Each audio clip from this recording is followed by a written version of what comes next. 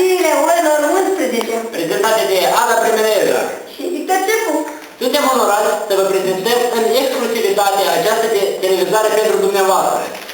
Cei mai deosebiți profesorii Liceului Teoretic Petești. Astăzi, luna octombrie, o zi foarte deosebită în calendar. Și în același timp, în sufletele fiecăruia dintre dumneavoastră, cei ce ne scoată rată de lumină și cunoștință, LTP pregătește o prezentare unică pentru profesorii din acest liceu. Corespondentul nostru, Irina Vremea. Bună ziua, Irina, ne auzi? Ada, bună ziua! Deci ne aflăm la fața locului aici, la Liceul Teoretic Petești, unde pot să menționez că temperatura nu este foarte înaltă, totuși tensiunea de aici ne face să ne încălzim sufletele. Toți copiii sunt dornici de a-și felicita profesorii lor și, precum vedeți, toți sunt entuziasmați de această zi. Iată și pe directoarea noastră. Vă rog, urmați-mă să luăm un interviu. Doamnă directoare, puteți să ne acordați câteva secunde? Bună ziua!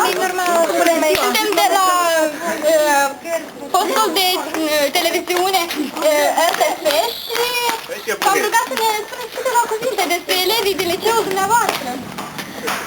Mulțumesc pentru că mi-ați oferit cuvântul. Într-adevăr, e ceva...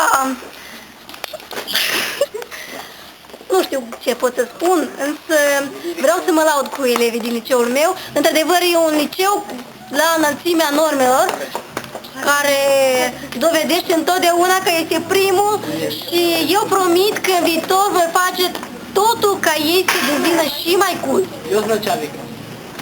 Vă mulțumim din suflet și dorim ca prezicile dumneavoastră să se îndeplinească. Am dorit și să luăm un interviu de la un elev din această școală.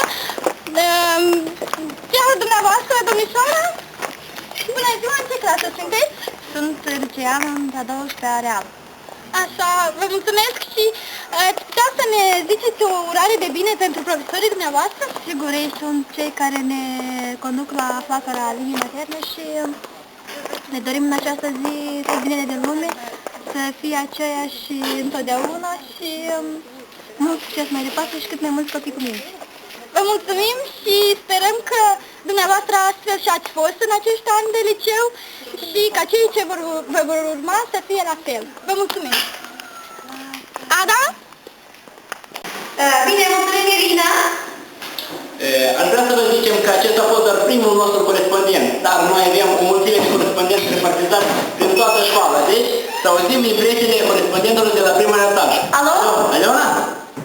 Bine, da, Victor.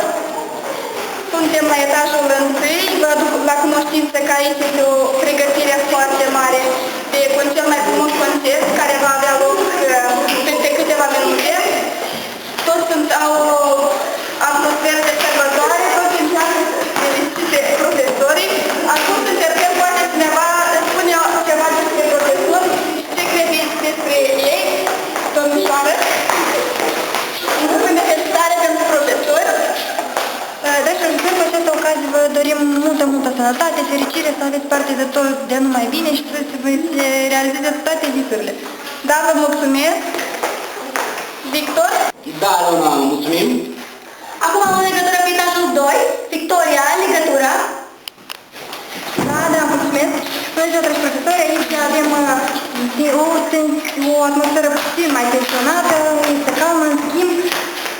Aveam niște elevi extraordinari care, uite, chiar acum ne vom cere un cuvânt de felicitare de la un elev, bună ziua, pentru profesori. Le doresc mult sănătate și le mulțumim pentru tot ce a făcut pentru noi. Mulțumim frumos, cunoaște stimul la profesori, mulțumesc mult, la revedere, da, Victor. Alo, Vica, da, te-am ascultat. Acum trebuie să luăm legătura cu corespondentul nostru de la etajul 3, frumoasa Nicoleta. Nicoleta? Da, Victor, vă auzim. Iată-ne și atunci la etajul 3, unde elevii sunt mai ordonați. Deși nu prea este nimeni, totuși vom încerca să găsim cât de puțin măcar un elev. Și uite, totuși, bună ziua, vă rugăm un cuvânt de felicitare pentru profesorii din școală. Ce pot să zic? Pot să doresc multă sănătate, fericire și mulți copii cu minte. Bun. Mulțumim, Nicoleta, de legătura. Cu corespondentul nostru de pe galerie, Justina. Da, Victor, mulțumesc că aici, pe galerie, atmosfera, într-adevăr, este incendiară. Atât profesorii cât și elevii sunt îmbujurați de emoții.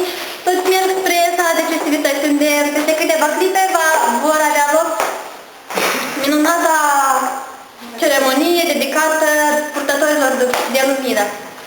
Și avem aici o domniță din clasele primare care vreau să o întrebăm ce poate să ne spună ea despre prima ei profesoară. Bună ziua! Eu sunt Ilia în clasa 1 și vreau să-i spun în bastania mea că iubesc mult, mult și ca să învăț bine.